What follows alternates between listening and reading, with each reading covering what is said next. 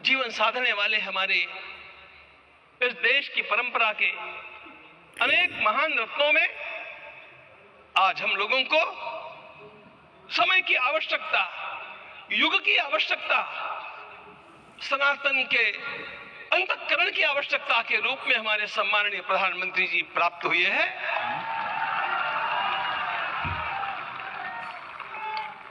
यह केवल इस देश का नहीं, यह संपूर्ण विश्व का सौभाग्य है कि आज एक ऐसा राजदर्शी हम लोगों को प्राप्त हुआ। क्या बात कही है। आपके मंगल हाथों से आज प्रतिष्ठा होने की बात थी, वह स्वाभाविक भी था, वो होना ही था मित्रों। लेकिन मुझे इस बात का आश्चर्य हुआ जब मुझे लगभग 20 दिन पूर्व समाचार मिले कि माननीय प्रधानमंत्री जी को इस प्रतिष्ठा के लिए स्वयं अपने लिए क्या क्या अनुष्ठान करके सिद्ध करना चाहिए, स्वयं को उसकी नियमावली आप लिख करके भेजें।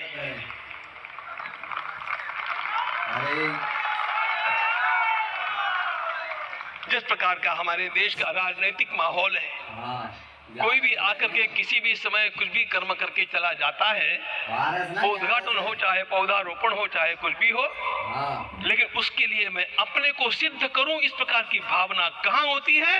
यदि किसी ने पूछा तो मैं कहूंगा कि यहां होती है। भगवान श्री राम की प्रतिष्ठा करनी है। भारतीय जीवनादर्शों के सर्वोच्च आदर्श भगवान श्री राम है और इन समस्त जीवनादर्शों की प्रतिष्ठा करने के समान ही यहाँ की प्रतिष्ठा रही है।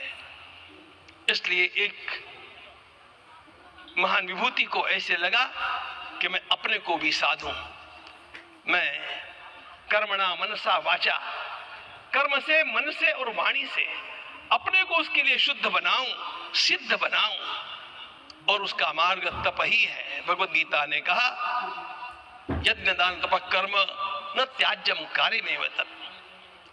तप से ही विशेष परिशुद्धि होती है। आज मुझे आपको बतलाने समय अंतःकरण गदगद होने की अनुभूति हो रही है। मैंने तो कहा था, हम लोगों ने महापुरुषों से परामर्श करके लिखा था, आपको केवल 3 दिन का उपवास करना है। आपने 11 दिन का संपूर्ण उपोषण किया।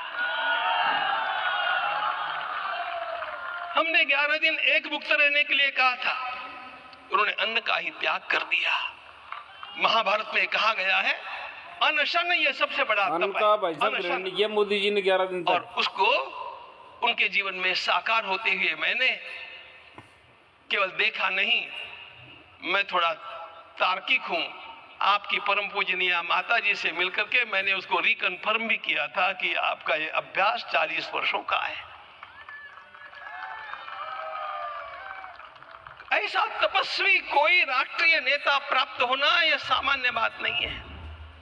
वे इन दिनों में हमने कहा था कि आपको विदेश प्रवास नहीं करना चाहिए, क्योंकि सांसर्गिक दोष भी आते हैं।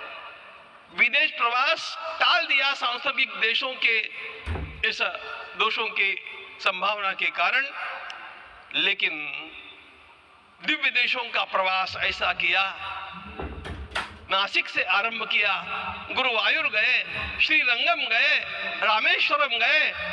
इन सारे स्थानों पर जाकर के वहां के परमाणुओं को लेकर के और पूरी भारत माता के हर कोनों में जाकर के मानो वे निमंत्रण दे रहे थे कि आइए दिव्य आत्माओं, अयोध्या पधारिए और हमारे राष्ट्र को महान बनाने के लिए आशीर्वाद दीजिए।